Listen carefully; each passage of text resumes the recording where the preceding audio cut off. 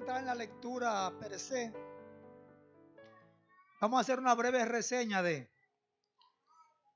lo que fue este acontecimiento. El apóstol Pablo en su primera carta le hace alguna recomendación a su hijo en la fe, a Timoteo, y le escribe y le dice que se esfuerce en la gracia de Dios que es en Cristo. Le dice que haga lo que ha oído y que igual que su abuela Loida y su madre Eunice, le dice que sufra penalidades como buen soldado de Jesucristo. Le dice que ninguno que milita se enreda en los problemas de este mundo. Le dice que considere al Señor, quien fue muerto y crucificado. Le dice también que si sufrimos también reinaremos con Él. Le habla también de cómo debe ser un obrero aprobado. Y ahora sí vamos a la lectura que está en 2 de Timoteo capítulo 3. Luego de todo ese recuento, entonces Pablo entra aquí. Vamos a poner como tema el mismo tema que tiene en su Biblia, la Reina Valera. Dice que es el carácter de los hombres en los últimos días. El carácter de los hombres en los postreros días. Y entonces aquí Pablo en esta segunda carta le vuelve a hablar y le dice, por eso la carta comienza diciendo también, porque ya antes se había dicho algo. Entonces dice, también debes saber esto, que en los postreros días vendrán tiempos peligrosos, porque habrá hombres amadores de sí mismos, avaros, vanagloriosos, soberbios, blasfemos, desobedientes a los padres, ingratos, impíos, sin afecto natural, implacables, calumniadores, intemperantes, crueles, aborrecedores de lo bueno, traidores, impetuosos, infatuados, amadores de los deleites más que de Dios, que tendrán apariencia de piedad, pero negarán la eficacia de ella. A esto, ¿qué hay que hacer con ellos? Evita. Gloria al Señor. La palabra de Dios está más que bendecida en esta mañana. Damos la gloria porque Él nos instruye a través de ella. Aleluya. Gloria al Señor. Pues como pudimos ver, el tema central, pueden sentarse. El tema central que Pablo enfoca aquí es el carácter, cómo serán, cómo se conducirán los hombres de los últimos tiempos. La palabra carácter, como la define el diccionario, es como, entre varios significados que tiene, es la manera de ser y actuar de una persona. Como una persona es y cómo actúa, nosotros decimos que ese es su carácter. Pero solemos confundir carácter con temperamento. Decimos, esa persona tiene un carácter fuerte. Posiblemente tiene un temperamento fuerte y no tiene carácter. Porque el carácter es otra cosa.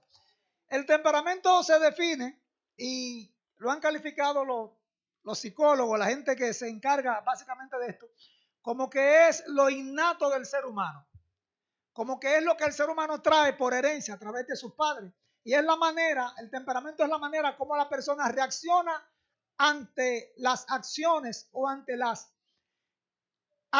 las cosas que hay en el mundo a su alrededor. O sea, no sé si usted ha escuchado el famoso dicho que dice que cada acción trae una reacción, que no es un dicho, es un principio científico. Cada acción produce una reacción de la misma intensidad o mayor en el mismo sentido u opuesto.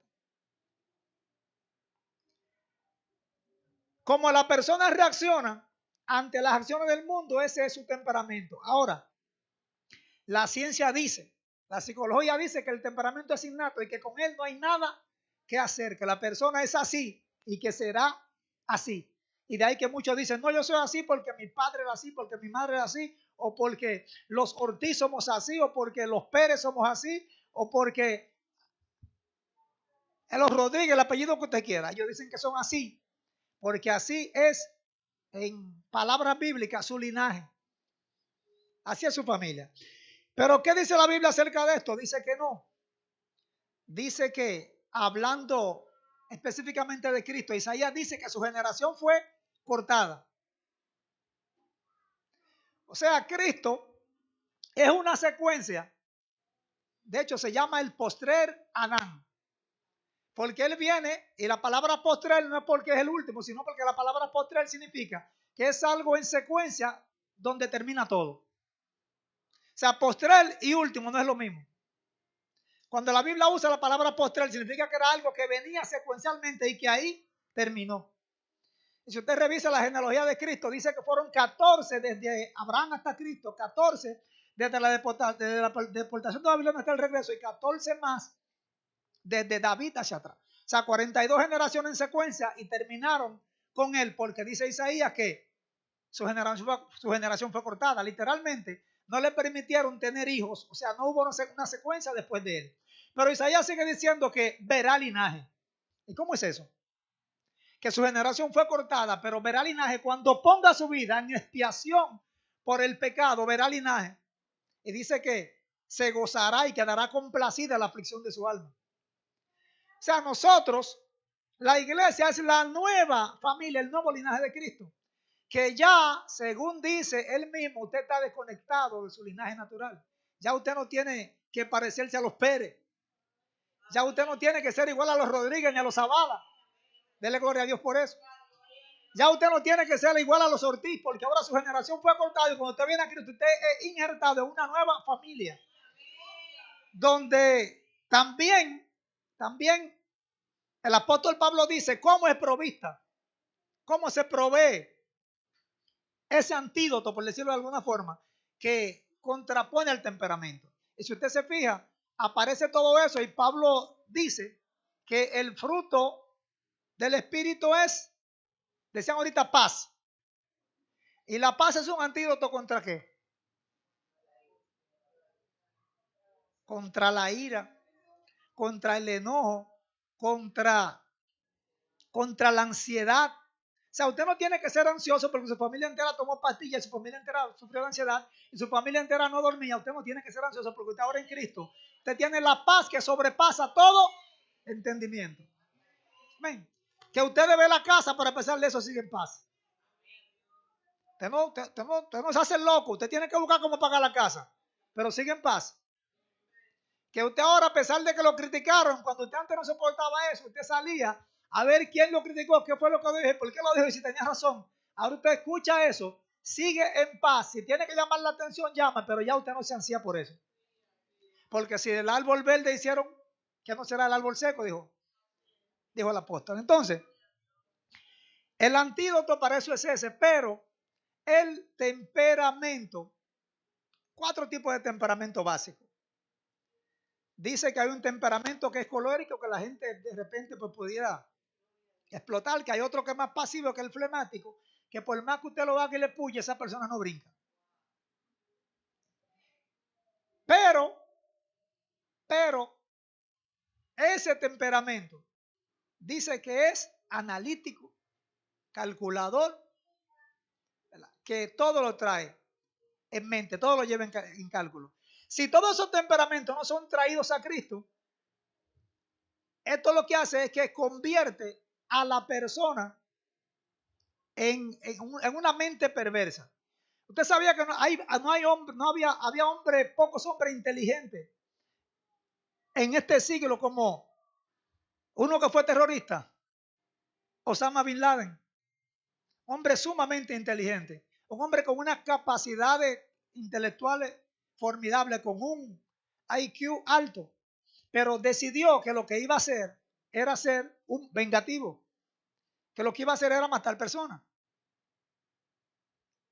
Cuando no es traído a Cristo, toda esta capacidad de análisis, toda esta capacidad de energía, entonces lo que hace es que impíamente hace lo que Dios no ha dicho que se haga. Entonces el apóstol le está aconsejando aquí a su hijo, a su pastor Timoteo, le está diciendo que habrán hombres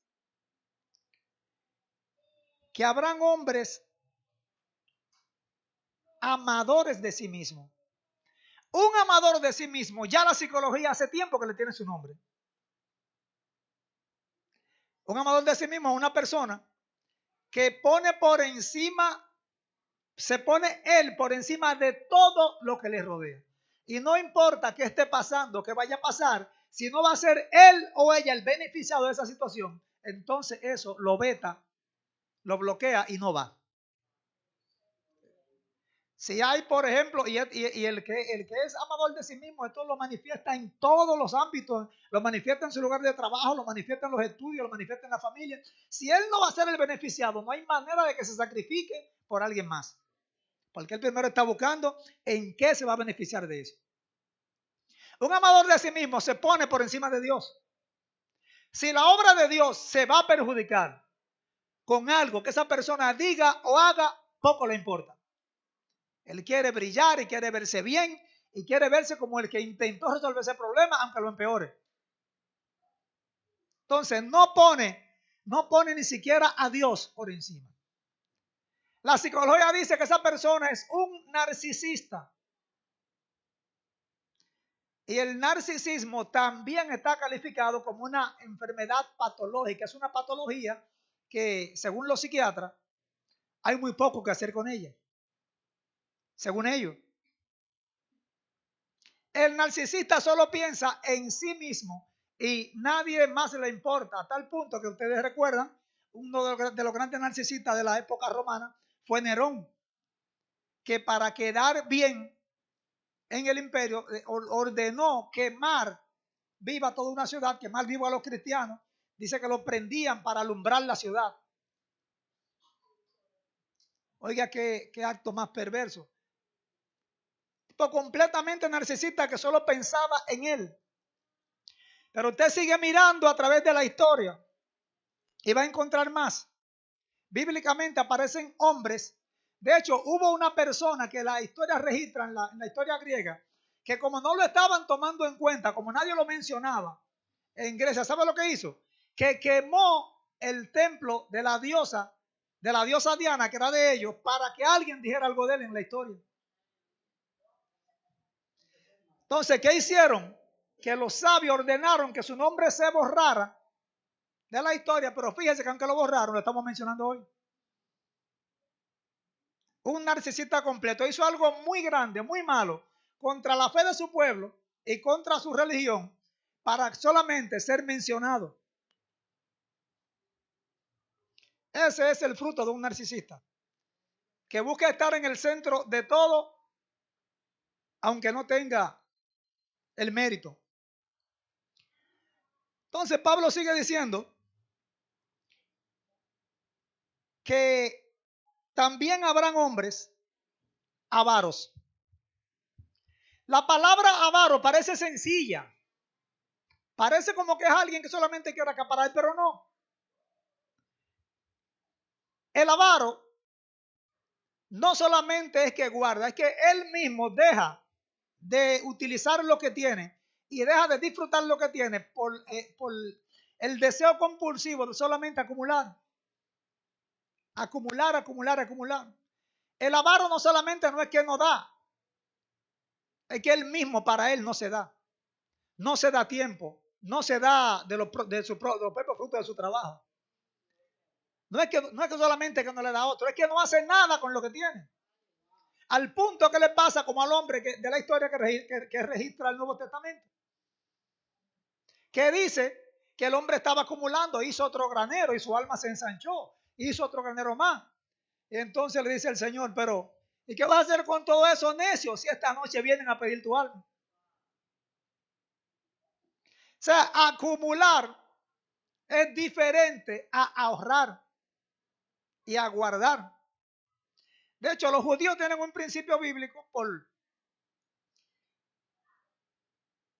ellos lo utilizan mejor quizás que el resto de las naciones, por eso quizás prosperan tan fácil. Pero ellos, cuando ellos reciben el 100% de lo que sea que hagan de negocio salario, ellos saben que el 80% es que le corresponde para seguir operando. Porque el 10% de ellos es para ahorrar y hay un 10% que no lo comprometen, que es del Señor. Los judíos diezman aunque no estén practicando el cristianismo. porque es un principio de la Torá, es un principio bíblico de ellos. Y si usted se fija, donde quiera que los judíos llegan, prosperan. Aquí en 1946 llegaron judíos vendiendo tela a caballo y terminaron siendo los dueños de Plaza Lama, los dueños de las grandes tiendas que hay en el Cibao. Esa gente vendía tela en un caballo aquí. Pero ellos tienen como principio honrar al Señor con lo primero que le llega. Ellos saben que el 10 que le llega no es de ellos. Y si usted le pregunta, ellos no, yo con el 80 hago todo lo que voy a hacer. Porque el 10% de ahorrar tampoco lo comprometen. Y usted dice que no le alcanza para ahorrar. Pero hay gente que gana menos que usted y ahorra. Usted dice que no le alcanza para diezmar, pero hay gente que gana menos que usted y diezma. Entonces son principios que no se deben de romper. Pero el avaro, un ejemplo de ello es Nabal. ¿Está oído mencionar a Nabal? Usted lo va a encontrar en 1 Samuel 25. Este señor tenía una gran cantidad de ovejas, de ganado, un hato grandísimo. Y mientras todo eso estaba por allá, usted sabe que en aquel entonces habían bandidos que robaban y se llevaban las ovejas, se llevaban los caballos. Pero durante todo ese tiempo, David, que estaba huyendo de Saúl, estaba también en ese bosque, estaba en esa sabana. Y David con sus hombres había cuidado todas esas ovejas todo ese tiempo. Él la había cuidado, no eran suyas, pero la había cuidado. Entonces David en un momento le dice, le envía a dos de sus hombres para que le díganle a Nabal que está esquilando ovejas, o sea, que está matando ovejas, que está bregando con carne, que nos envíe algo para el sustento de nuestro guerrero, porque estamos desprovistos. ¿Sabe qué dijo Nabal? ¿Y quién es el hijo de Isaí? Para que yo tenga que compartir lo mío con él. Él no sabía, ni siquiera por revelación, que estaba hablando con el próximo rey de Israel. Pero estaba hablando en presente con el hombre que le había cuidado lo que él tenía. Y a pesar de que le dijeron eso, él no accedió. Pero de manera extraña el nombre Nabal significa estúpido. Literalmente. Porque no hay cosa más estúpida que negarle a Dios lo que es de Dios. Eso es como que yo le dé a usted algo para que usted lo administre. Cuando yo venga a pedirse, usted me diga que no me lo va a entregar. En un acto legal, literal, usted podía ser tomado como un ladrón. Usted está cagando con algo que yo le di para que administrar y no me lo quiere devolver. Entonces Nabal pensó que todo lo que tenía era de él. Y se amargó tanto, el hombre era tan avaro que se amargó tanto dentro de él que murió. Murió de amargura. Oiga qué nivel de avaricia. Solamente porque iba a tener que dar algo, porque se enteró que la esposa más sabia que él le salvó la campana. La esposa tomó y preparó 200 panes, preparó higos, preparó vino y salió al encuentro de David. Y oiga de qué forma lo convenció. Se arrodilló delante de él. Le dijo, reciba esto, mi señor y rey. No sea que mañana, cuando usted acceda al reinado, tenga remordimiento de haber matado a un estúpido, literalmente dicho. Que usted mañana, cuando sea rey, ella lo vio como rey, lo visualizó como rey y le hizo saber que ella sabía que él era el próximo rey. Le dijo, para que mañana esto no estorbe su pensamiento cuando usted sea rey. Perdone a ese mi esposo que es un tonto. Y lo salvó. Pero aún ella lo salvó. Su avaricia no le permitió salvarse. Cuando él se dio cuenta de eso, murió de tristeza. Porque el avaro no le importa cuánto le queda para disfrutar o para gastar o para tener, sino lo que está bien pendiente es de cuánto salió.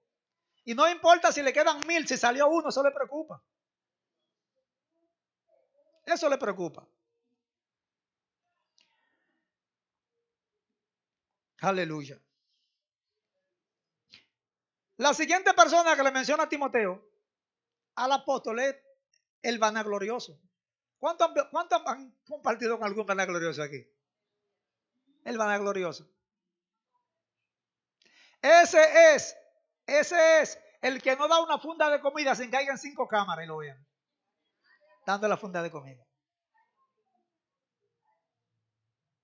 Ese es el que no visita a un enfermo si no es posible que lo pueda subir a sus redes. Ese es el que se coge la gloria de Dios para él. Y dice, prediqué y se convirtieron 8. Y allí, y esa gente rodó por el piso y le echamos fuera a los demonios. Y después que te dice todo lo que pasó durante 40 minutos, y todo eso para la gloria de Dios. Y todo eso para la gloria de Dios. Pero no solamente en el ámbito nuestro. Hay vanagloriosos. Escuche esto. Que no pueden comprar algo y lo compran. ¿Usted sabe para qué? Para aparentar. Eso es vanagloria. Para aparentar. Tenía algo igual o similar a lo que le vendieron, pero lo compró. Tenía algo igual que no había usado, pero lo compró. Entonces, para eso Dios provee como antídoto el dominio propio, el Espíritu Santo. Tenga precaución, porque el que no tiene dominio propio para no comprar lo que no tiene que comprar, le faltará para otra cosa también. Si usted se para frente a la vidriera y le tiemblan las piernas y usted no tiene la capacidad de volver y guardar su cartera, guardar su tarjeta y mirar eso que usted sabe que no lo necesita, pero está bonito, y volver y irse por ahí, le va a faltar para otras cosas también. Porque es el mismo Espíritu Santo que da el mismo dominio propio. Le va a faltar cuando quiera criticar a la persona y lo tenga en la punta de la lengua ahí para decirlo, pero te siga incitando y se te va a salir. Entonces es el mismo Espíritu Santo. Vanagloria significa literalmente gloria vacía. Esa gente se coge una gloria que no le pertenece. Y en último análisis, la gloria le pertenece toda a Dios. Al hombre no le pertenece gloria. O sea, cuando nosotros decimos yo te doy la gloria, es la que es tuya. Yo no tengo gloria para darte. La gloria que yo le doy a Dios es la misma que de Él. Yo no tengo gloria para darle a Él. De Él es toda la gloria. Aleluya. Otra categoría que menciona el apóstol son los soberbios. Dice que a los soberbios Dios los resiste y da gracia al humilde. O sea que lo opuesto a soberbio es humildad. Ahora, la falta de humildad se manifiesta en varias formas. Yo, por ejemplo, vi una persona literalmente que estaba sentada en una silla así y lo llamaron. Y hasta que no dijeron todos los títulos que él tenía, no se paró. Que lo llamaron por su nombre. Porque yo no sé si la gente ha llegado a pensar que en la cédula dice otra cosa que no es su nombre. En la cédula dice su nombre. En la parte de atrás, si usted tiene alguna ocupación, ahí en esa parte de atrás dice licenciada, dice chofer, dice abogado, pero eso está atrás. Adelante dice su nombre. O sea, que usted se llama Hildaria, aunque sea diputada. Hildaria que usted se llama. Entonces la gente quiere que primero digan, y con nosotros aquí el apóstol reverendo que estuvo en tal parte y que ministró a las naciones, y después que diga todo eso, entonces digan Gloria Pérez.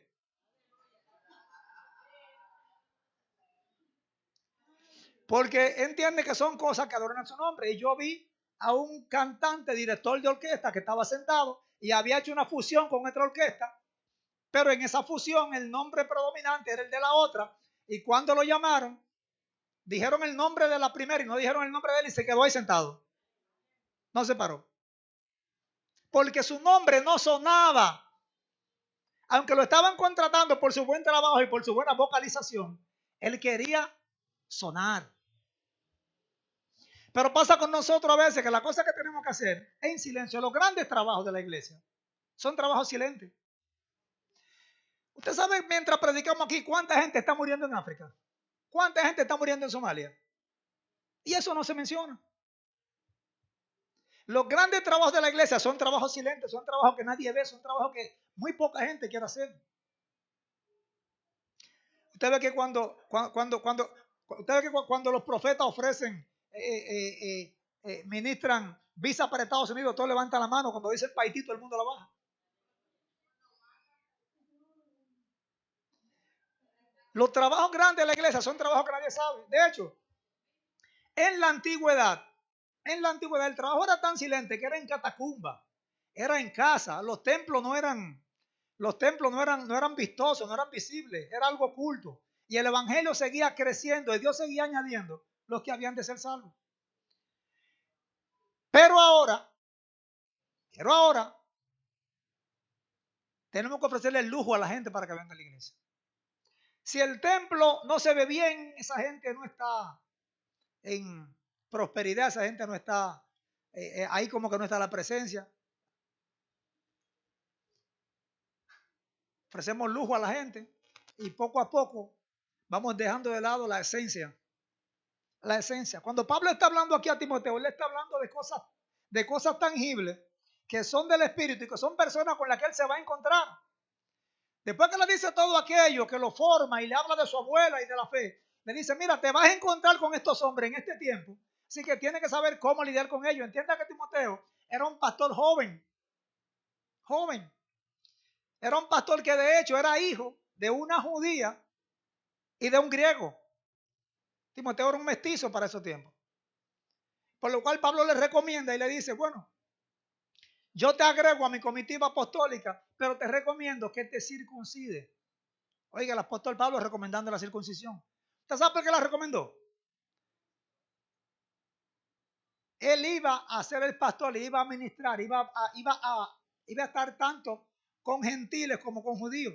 Entonces, por causa de los judíos, como su madre era judía, por causa del ministerio y la misión que él iba a hacer, lo mandó a circuncidar. ¿Usted ve?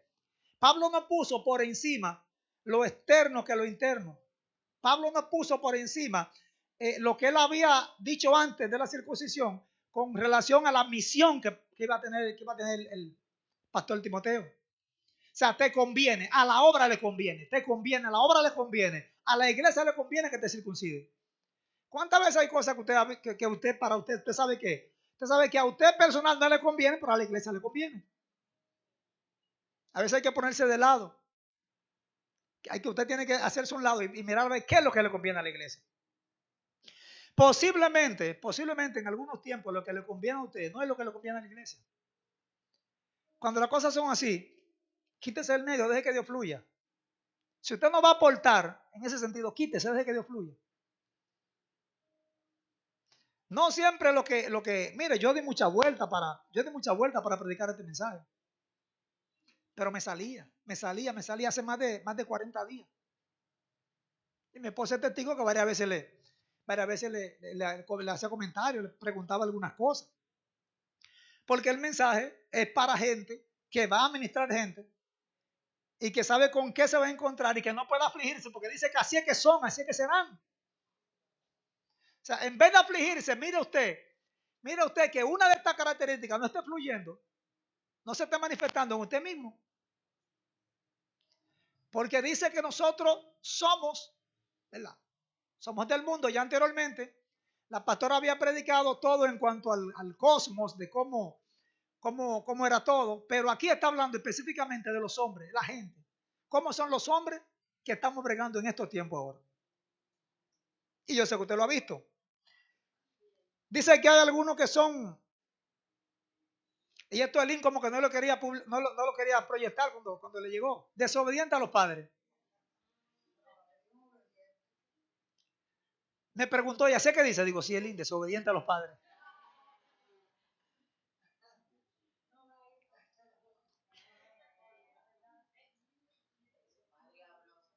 La palabra desobediente a los padres tiene que ver básicamente con ir contrario a la instrucción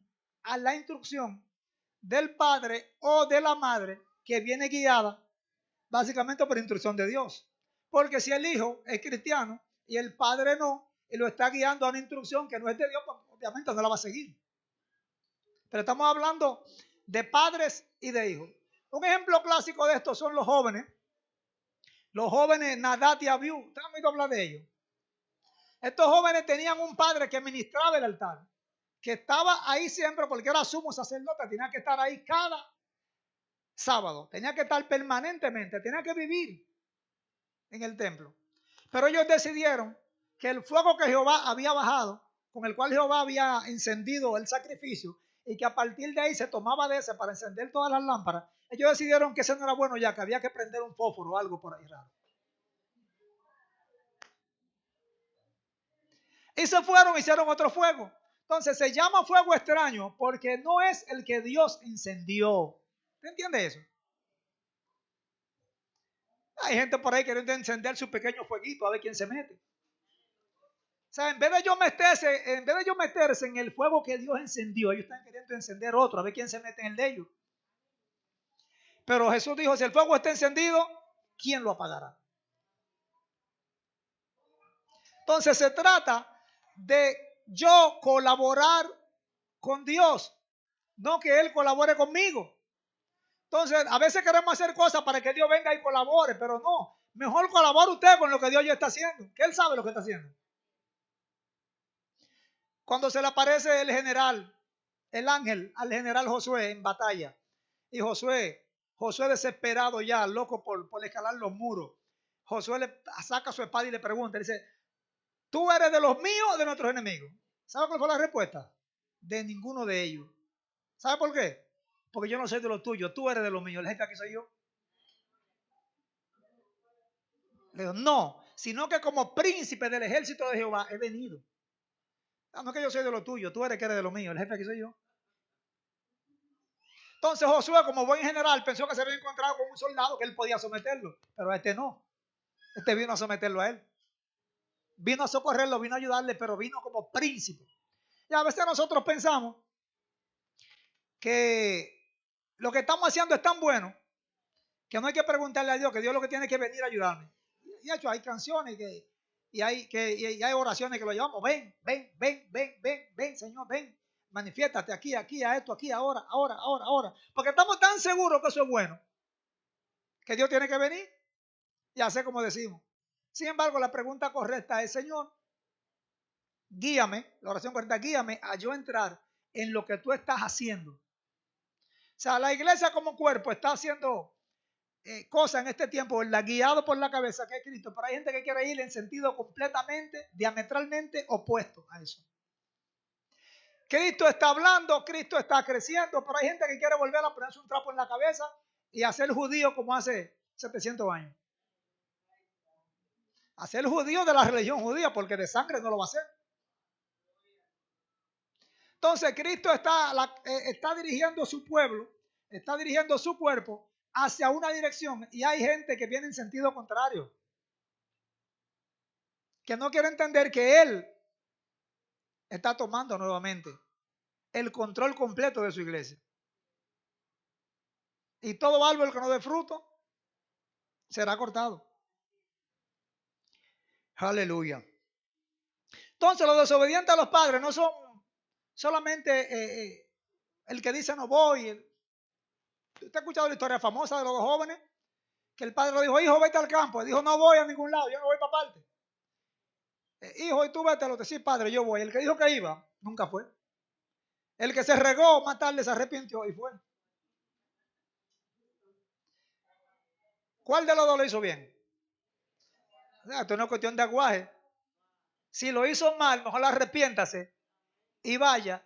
Y no le haga creer al mundo entero que usted fue y no vaya. El que se arrepintió alcanzó misericordia.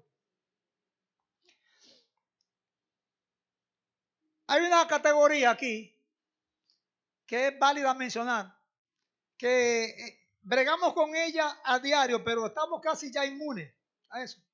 Esos son los ingratos. Y la gente dice, pero es que él no se acuerda que la iglesia hizo tal cosa por él, es que él no se acuerda que, dicen en los trabajos, él no se acuerda que cuando llegó aquí no era nadie. ¿Sabe qué? En una conversación de el señor don Freddy Vera con otra persona, escuché hace tiempo, que le dijo, Freddy, pero esa persona no te agradece. Le dijo, tranquilo, mijo, que los malagradecidos no tienen memoria. Literalmente. La gratitud primero tiene que ser hacia Dios. Hacia Dios. Hay gente que se levanta por la mañana como que es que sabe y se va por ahí sin agradecerle a Dios porque amaneció vivo. ¿Cuántos no amanecieron vivos? ¿Cuántos dieron su último suspiro en la madrugada? ¿Cuántos pensaron estar de pie y no lo están? No le dan gracias al Señor por eso. Porque las cosas que son de tan común uso se nos va olvidando que Él fue quien nos la dio. La vida, la salud. Si te sanaste, dale gracias a Dios, pero si todavía estás vivo, quiere decir que tienes chance de sanarte. Si Él te mantiene con vida, quiere decir que tiene oportunidad de sanarte. O sea, cuando el apóstol dice que demos gracias en todo, Él tiene, no es por todo, es en todo, Él tiene razón. Porque en medio de cualquier adversidad, si todavía estás de pie, significa que Dios va a hacer algo contigo. Significa que para un fin estás aquí. Amén. Los ingratos tienen como norma hacer clan, hacer grupo. O sea, cuando usted ve a un ingrato, él está buscando dentro de ese grupo quién es otro malagradecido para aliarse. ¿Dónde hay alguno para aliarse? Usted nunca va a encontrar a uno solo. De hecho, dicen que de toda institución alrededor del 11%, en una compañía, en una empresa, en una iglesia, dice que estadísticamente el 11% resultarán ser malagradecidos. Salga usted de ahí de ese 11. Salga de ese 11. Dice que también hay impíos. Y oiga bien, impíos aquí no son los que no profesan piedad, no son los malos, los ladrones, los adúlteros, no, impíos, simplemente impíos. Recuérdense que del mismo árbol bueno, del árbol de la vida salió lo bueno y lo malo. Entonces, exactamente, entonces ese impío no es uno que anda haciendo maldad, es uno que simplemente no se ha convertido a Cristo, aunque se vea bueno. Uno que casi no habla duro y que es bueno y que le da comida a la gente y que saluda a los vecinos, pero no se ha convertido a Cristo, es el impío. Porque la impiedad aquí se refleja como falta de fe. Aleluya. Dice que entre muchos que hay, voy a volar algunos para fines de ahorrar el tiempo, pero dice que hay implacables. Una persona implacable es una persona que está en una discusión con alguien y llegue quien llegue, él sigue como está porque nadie lo aplaca. ¿Usted no ha visto gente así? Que inclusive hay gente que hasta le han golpeado a amigos, a familiares porque está regado y nadie los recoge. Esos son los implacables. Pero dice que son implacables también para hacerlo malo. ¿Usted ha visto? Ustedes los que conducen aquí, ¿ustedes encuentran gente implacable conduciendo? Que usted le pide disculpas y cosas. Yo recuerdo que una vez yo andaba con Bernardo y un señor, por un cruce que le hizo, le sacó una pistola. ¿Y sabe lo que dijo Bernardo? Abusador, dame 500 pesos para comerme de plátano con mi familia. Y el tipo se rió y guardó la pistola. Se rió y guardó la pistola. Pero hay personas tan implacables que a usted le pasa cerca nada más. Y ya eso hacen un acto, un gesto de problemático. Pero no solamente eso. Es que el implacable no tiene a quien respetar, no respeta a nadie. Usted ve que siempre hay una persona que dice, yo voy a hablar con fulano porque saben que respeta a esa persona. Yo voy a hablar con tu papá. Yo voy a hablar con el pastor, pero esta persona no lo aplaca nadie. Aleluya. Dice que habrá calumniadores. Gente que dice que vio lo que no vio y que escuchó lo que no escuchó. Y los calumniadores se manifiestan. Y usted lo ha visto en nuestro medio, que se arman un juicio y llevan a una persona y hasta le pagan para que diga que vio lo que no vio. Y hay testigos falsos que utilizan con dinero, lo traen hasta de otro lugar para que digan que vieron. Recientemente un abogado me contó un caso que tuvo. Él tuvo un caso de un señor que estaba sustrayendo unos bienes de un hotel. Estaba robando literalmente. Y el guardián lo atrapó. Para que usted vea lo que es un calumniador, un testigo falso. El guardián lo atrapó y él soltó lo que tenía y salió. lo acusaron de robo. Perdía sus prestaciones, perdía todo y iba preso. Pero el abogado, para el juicio, en un lugar donde la cámara se vio muy poco, el abogado consiguió un testigo. Él trajo un testigo del Cibao que se mudó recientemente ahí, según el abogado, y que ese día en la mañana estaba viendo lo que sucedió. Y era un viejito así, con apariencia no muy buena. Y me dijo él, ese viejito ganó el juicio él solo. El viejito se levantó y dijo, mire, señor Ficay, yo estaba viendo ahí ese muchacho. Y cuando yo vi, yo me paré a ver lo que pasó. Cuando él salió, ese señor que está ahí, ¿quién es? El guardián ese quería obligarlo a que él cogiera algo, pero él no quiso. Es un muchacho muy serio. Y él se devolvió. Yo le dije a él, toma, dame tu número por si acaso hay que defenderte, yo estoy dispuesto. Ese viejo falso testigo armó un juicio que le ganó una demanda a ese hotel. Pero así como lo hacen a descargo, lo hacen a cargo también y dejan a una gente preso que no tenía nada que ver con eso. Y me dice el abogado, yo no tuve que pelear. Ese viejo solo ganó el caso. Para que usted vea el peso de un testigo que dice que vio, que yo tenga mucha precaución, que sus oídos estén claros cuando usted va a decir que usted escuchó algo y sus ojos bien abiertos para decir que usted vio, que sea correcto que usted vio, que usted escuchó. No esté repitiendo cosas que dijo otro, que a veces en estos tiempos que las redes dicen de todo. A mí me ha pasado en tiempo del ciclón. Usted comenzaba a decir lo que veía y de repente era noticia de otro pueblo, de otro país, de día anterior. Y usted estaba hablando falacia, igual que lo que estaban hablando aquí. Entonces, tenga seguridad por esa vía. El apóstol Pablo culmina diciendo a Timoteo, después de todo eso, que a esa gente que haga que con ellos, que lo evite. Él le dice 2 veces que evite a personas. Le dice en el capítulo 2 que evite la contienda y la vana palabrería porque conducen a mal. Y aquí le dice que evite a esto, incluyendo a aquellos que tienen apariencia de piedad, pero niegan la eficacia de ella. O sea, gente que parece que se tomaron el medicamento, pero la salud no le mejora. Gente que dicen que tomaron la pastilla, pero la eficacia de la pastilla no se ve en ellos. Entonces dice, a estos evita. Esta es una carta para repensar, para sentarse en casa tranquilo, estudiarla parte por parte y ver con qué que nos están mandando a bregar. ¿Cómo es que lo vamos a hacer? Pedir la ayuda divina y saber y tener claro que dentro de esto nos vamos a encontrar con algunos casos difíciles de manejar. El evangelio ahora mismo para fines de predicación está segmentado, está dividido en varias partes. Hay lugares donde está prohibido predicar. En Somalia, en algunas partes de Asia está prohibido predicar. Ahí la cosa es difícil. En algunas partes de China la gente se sigue convirtiendo, pero es difícil predicar. Hay otros lugares donde el evangelio prácticamente no se menciona.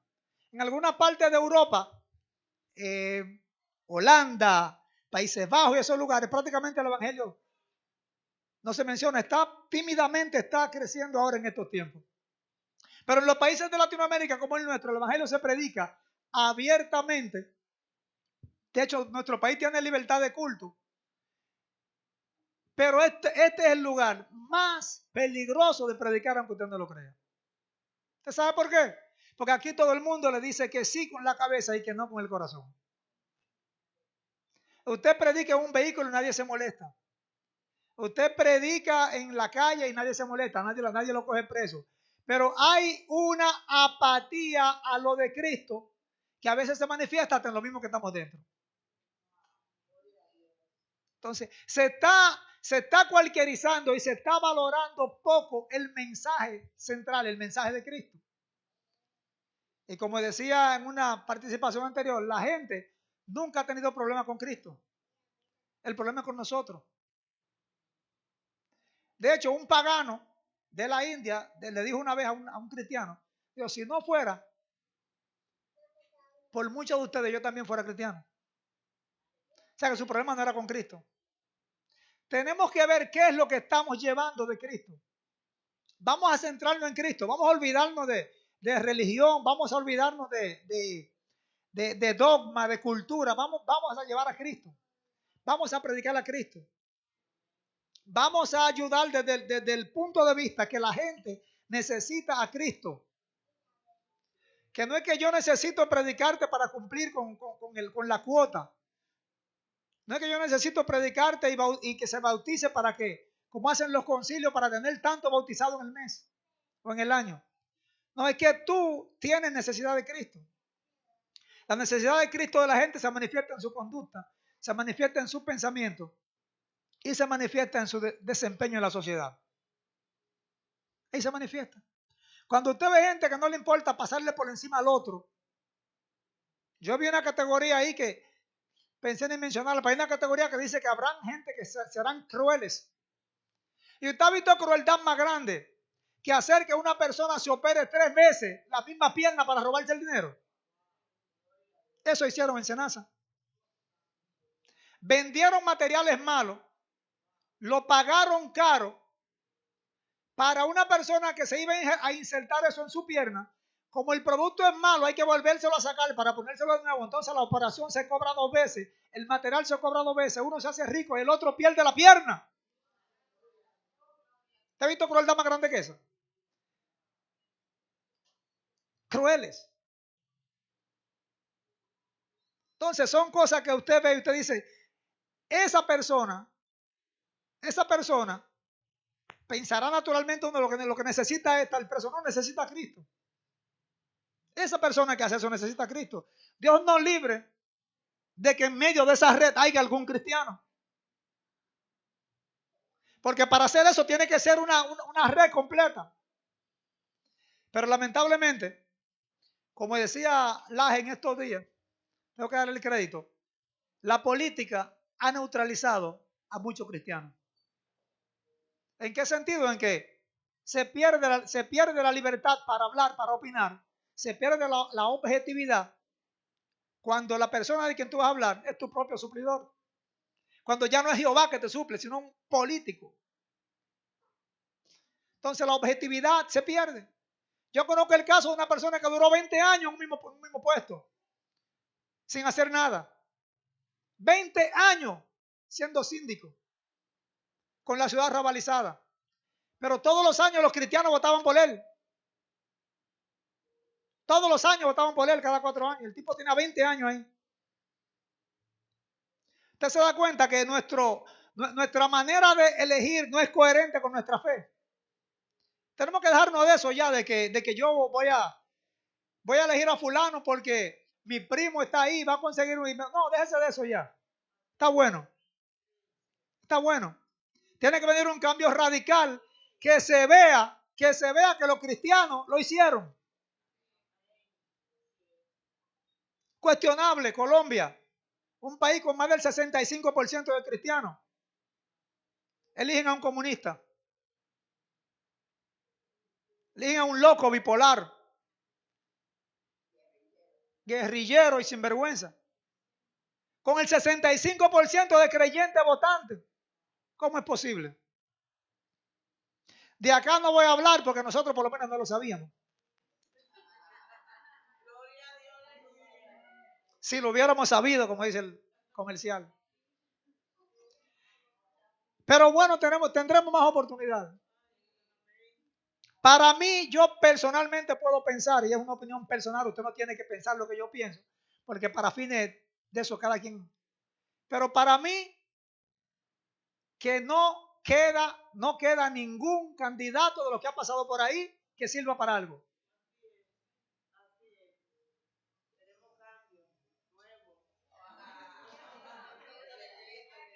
Yo voy a votar hasta por José Mercedes que se postule. Menos por un candidato viejo. Póngase de pie esta mañana.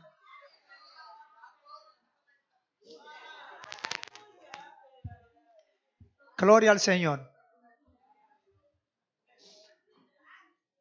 Vamos para allá, José, vamos para allá.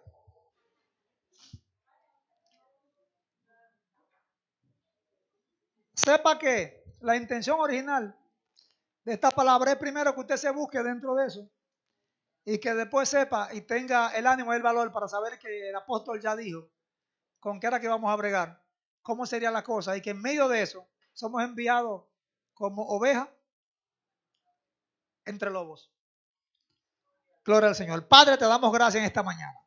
Bendecimos tu nombre. Te pedimos que sigas, Señor, bendiciendo a tu iglesia, que sigas tú manifestándote en cada uno de ellos, Señor. Ellos tienen una misión, tienen un trabajo que cumplir. Tal y como tú hiciste con Timoteo, Señor, hemos hecho paralelo en esta mañana para que esta parte de tu iglesia sepa con qué, Señor, nos estamos enfrentando. ¿Qué es lo que vamos a hacer? Que vamos a sufrir penalidades, que la misión es posible, que la vamos a realizar tal y como lo hizo Timoteo en su tiempo, para gloria y honra de tu nombre. Aplaude al Señor en esta mañana.